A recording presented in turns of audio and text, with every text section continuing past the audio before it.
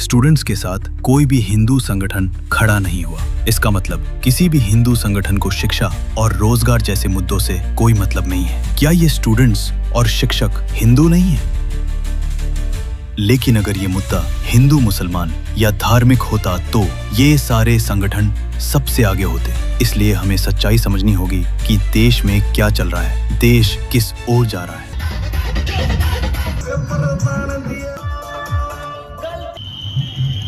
अभी कुछ दिन पहले की ही बात है दोस्तों, जो सिस्टम आज स्टूडेंट्स पे लाठियां भाज रहा है,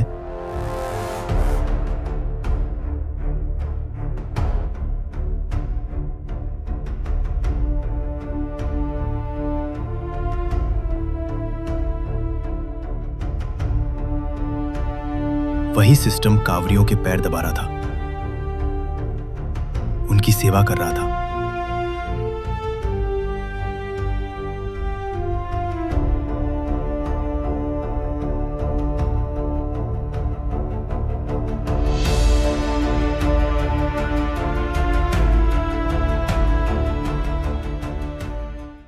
उनके इतना उत्पात मचाने के बावजूद भी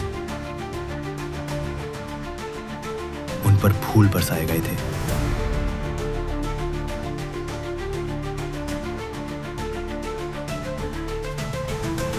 शायद इनमें से भी कुछ स्टूडेंट वहां रहे होंगे और अपने ऊपर फूल बरसाते देख बहुत खुश भी हुए होंगे कि हिंदूवादी सरकार उनका कितना ध्यान रख रही है। लेकिन अब मतलब साफ है, अगर आप धर्म का काम करेंगे, मतलब किसी खास वर्ग का जिसको धर्म के काम से फायदा मिलता है, तो पुलिस आप पर फूल बरसाएगी। लेकिन अगर आपने अपने रोजगार की बात की तो फिर आपकी खैर नहीं। वो बच्चे जो दिन रात मेहनत करते हैं, जिनके घर की उम्मीदें किताबों में छुपी होती हैं, उन्हें हर बार एक ही जवाब मिलता है, एग्जाम रद्द कर दिया गया। इस बार एसएससी फेज 13, फिर वही केओस, फिर वही लीक, फिर वही धोखा। 24 जुलाई से शुरू हुआ एसएससी का सिलेक्शन पोस्ट फेज 13। कहीं सिस्टम क्रैश, कहीं सर्वर डाउन और कहीं स्टूडेंट्स को एंट्री तक नहीं मिली, और कहीं सेंटर इतना दूर कि देखकर स्टूडेंट हैरान रह पढ़ने से पहले भी 100 बार सोचे। ये देखो मेरा स्टेटस आया है कि जो मेरे एग्जाम का सेंटर है वो अंडमान निकोबार द्वीप है। कई सेंटरों पर तो पेपर लीक की खबरें आईं। सरकार चुप, आयोग शांत, लेकिन बच्चों का भविष्य वो फिर से अनसर्टन। एजुकिटी नाम की प्राइवेट कंपनी को एग्जाम का जिम्मा दिया गया था, जिसका ट्रैक रिकॉर्ड पहले ही खराब रहा है। 2017 में एसएससी सीजीएल के टायर 2 के एग्जाम्स हुए थे और इस कंपनी ने एग्जाम कराए थे और इसके पेपर लीक हो गए थे और सरकार ने इस पर सीबीआई इंक्वायरी बिठा दी थी।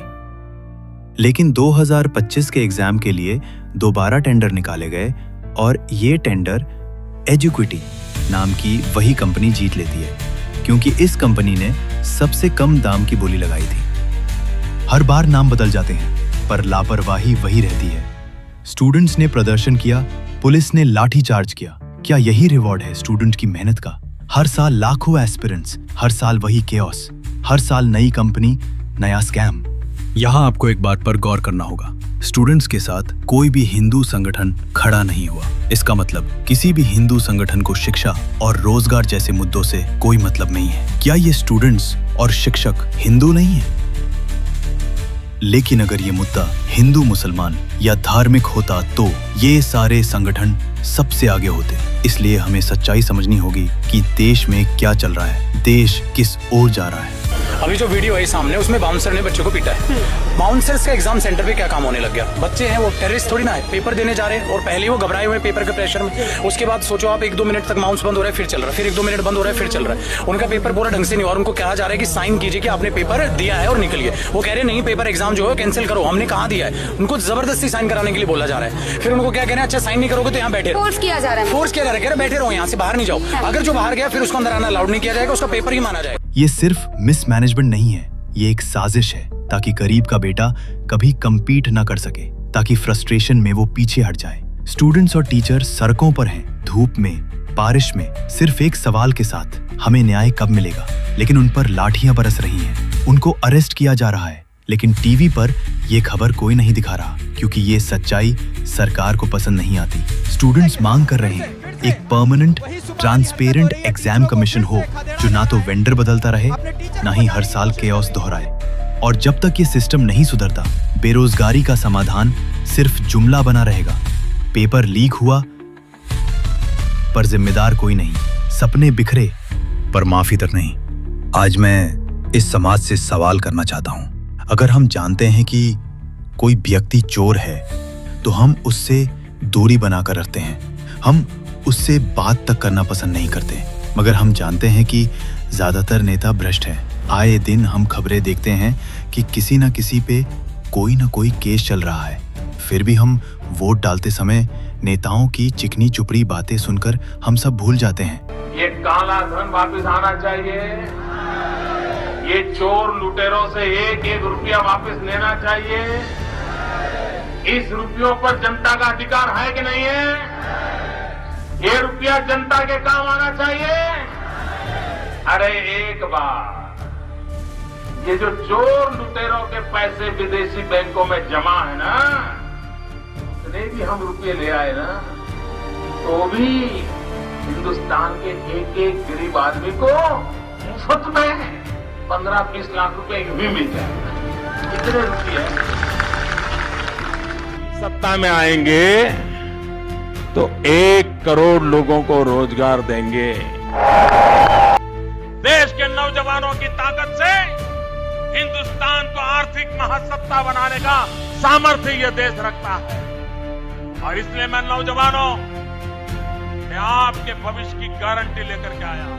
एक झटके से हिंदुस्तान से हम गरीबी को मिटा देंगे। मेरी जाति है गरीबी, और इसलिए मैंने गरीबी के खिलाफ बगावत की है। हर वर्ग के गरीब लोग, उनके कल्याण के लिए भारतीय जनता पार्टी की सरकार काम करेगी। जो सामान्य व्यक्ति हवाई चप्पल पहन करके घूमता है, वो मुझे हवाई जहाज में दिखना चाहिए। ये मेरा सपना है। मैं आज बिहार के पैकेज की घोषणा यहीं से करना चाहता हूं।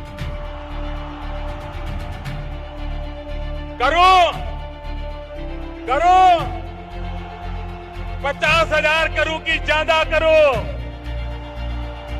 60,000 करूं कि ज्यादा करो, 70,000 करूं कि ज्यादा करो, 75,000 करूं कि ज्यादा करो, 80,000 करूं कि ज्यादा करो, 90,000 करूं कि ज्यादा करो।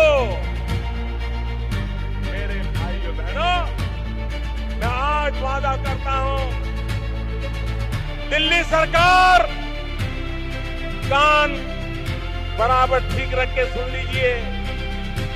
दिल्ली सरकार 1.25 लाख करोड़ रुपए का पैकेज देगी। 1.25 लाख। आपको क्या लगता है दोस्तों, क्या ये सच है? अपनी राय कमेंट बॉक्स में जरूर बताएं। भ्रष्टाचार के बड़े बड़े आरोप लगते रहते हैं। कहीं सड़क निर्माण में धांधली, तो कहीं पुलों के निर्माण में भ्रष्टाचार।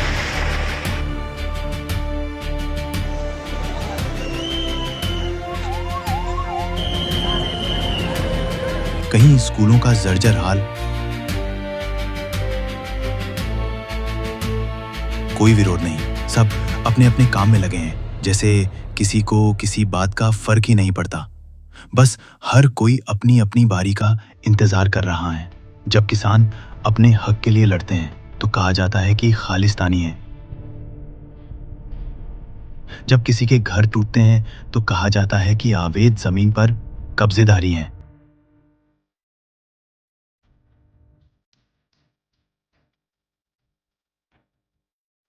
क्या ये सिस्टम की मंजूरी के बिना पॉसिबल है? क्या हम कहीं भी जमीन पर कब्जा करके घर बना सकते हैं? क्या बिजली, पानी, घर की रजिस्ट्री बिना सिस्टम की मंजूरी के हो सकता है? यहाँ हम झुग्गियों की बात नहीं कर रहे हैं। जब जवान आंदोलन करता है तो उनको सरकार विरोधी करार दिया जाता है। जब किसी वर्ग पर अत्याचार होता है तो लोग उस वर्ग को अपराधी मानकर खुश होते हैं कि हम तो बहुत अच्छे हैं, हमने कोई गुनाह नहीं किया, हम तो सरकार के चहेते हैं। लेकिन ये बात याद रखना, जो आज सड़कों पर हैं वो भी कभी यही सोचते थे। हमें मिलकर आवाज उठानी होगी। अगर यही चलता रहा तो एक दिन ये देश सपनों से नहीं, निराशाओं से भर जाएगा। ये वीडियो सिर्फ सवाल नहीं उठाता, ये उस सिस्टम को आईना दिखाता है जिसने छात्रों को गिनती का हिस्सा बना दिया है।